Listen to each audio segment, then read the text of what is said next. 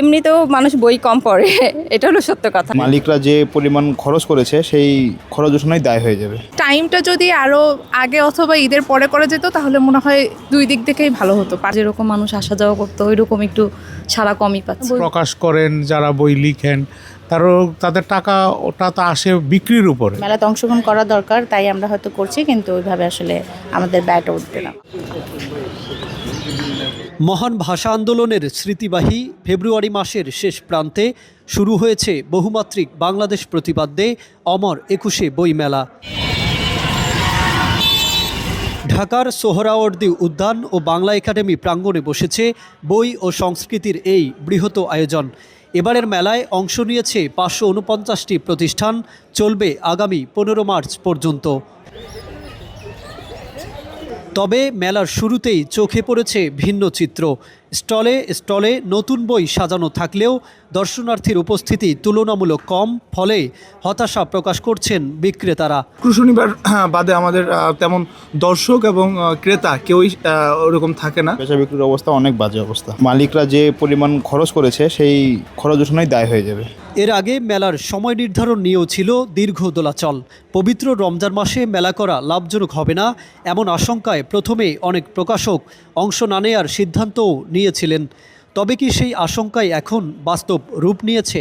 যেভাবে আমাদের গত বছরগুলোতে যেরকম মানুষ আসা যাওয়া করতো ওইরকম একটু ছাড়া কমই পাচ্ছে। বইগুলো তো প্রকাশ হওয়ার জন্য মেলা স্টলগুলো দেওয়া, সেটা প্রকাশ হচ্ছে, মানুষ লোকজন আসছে দেখছে, সেটাই অনেক। বইমেলাটা তো ঐতিহ্যের অংশ, সেই ঐতিহ্যের অংশ হিসাবে বইমেলাটা হচ্ছে, সেদিক দিয়ে ঠিক আছে, কিন্তু ব্যবসায়িকভাবে সব কিছুর মূলে তো অর্থ। এখন যারা বই প্রকাশ করেন, যারা বই লিখেন, তাদের টাকা ওটা তো আসে বিক্রির উপরে, মানে বিক্রিটা তো বাধাগ্রস্ত হচ্ছেই। রমজান মাসে সবাই তো ঈদের কেনাকাটা নিয়ে ব্যস্ত, তো মেলাতে ওইরকম দর্শনার্থী নাই। এজ এ প্রকাশনা আমাদের মেলাতে অংশগ্রহণ করা দরকার, তাই আমরা হয়তো করছি, কিন্তু ওইভাবে আসলে আমাদের ব্যয়টা উঠবে না। আমরা লেখক হিসেবেও খুব একটা আশার আলো দেখতে পাচ্ছি না। এদিকে অনেকেরই মতে সামাজিক যোগাযোগ মাধ্যম ও অনলাইনের প্রতি মানুষের বাড়তি আসক্তির কারণেই বই থেকে সরে দাঁড়াচ্ছে নতুন প্রজন্ম। ঢাকার বাইরে থাকি, প্রতি বছর আসা হয় না, আসলে এইবার আসা হয়েছে, ভালো লাগতেছে। আসলে এখন এমনিতেও মানুষ বই কম পড়ে এটা হলো সত্য কথা। নিরাপত্তার মধ্যেই সবকিছু উপলব্ধি করা যায়। পাঠের জগতে একটা নিরাপত্তা প্রয়োজন, সেই নীরব পরিবেশটা এখানে বিরাজ করছে। দেখলাম যে আসলেই ভিড় কম এর আগের বারের থেকে। টাইমটা যদি আরো আগে অথবা ঈদের পরে করা যেত তাহলে মনে হয় দুই দিক থেকেই ভালো হতো, পাঠকদের জন্য ভালো হতো, আর যারা কবি আছেন বা লিখছেন, প্রকাশনা যারা আছেন তাদের জন্য ভালো হতো। স্মার্টফোনে সবাই চায় যে খুব অল্প সময়ের মধ্যে একটা তথ্য তারা যাচাই বাছাই করতে, পড়ে নিতে। বইমেলায় এসে যে বই দেখবে বা তাদের যে আসলে জ্ঞানের যে পিপাসা, সেটা আগের থেকে আমি বলবো যে আসলে কমে গিয়েছে। রিলস কিংবা সোশ্যাল সাইট, নানা রকম বিষয়গুলো যত না আমাদের জন্য ইফেক্টিভ, তার থেকে ইফেক্টিভ হবে একটা বই।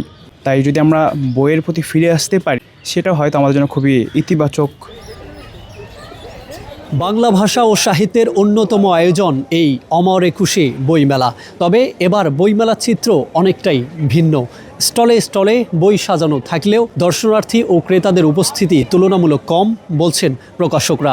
তাদের মতে অনলাইনের আসক্তি এবং চলমান রমজান মাস, এই দুই কারণেই ভিড় কমেছে। ফলে অনেকেরই আশঙ্কা বিক্রির টাকা দিয়ে খরচ তোলাও কঠিন হবে। তবু বাংলা ভাষা ও সংস্কৃতির এই ঐতিহ্যবাহী আয়োজন টিকে থাকুক, এমনটাই সবার প্রত্যাশা। এনামুল হক এনাম, বাংলাদেশ টাইমস, ঢাকা।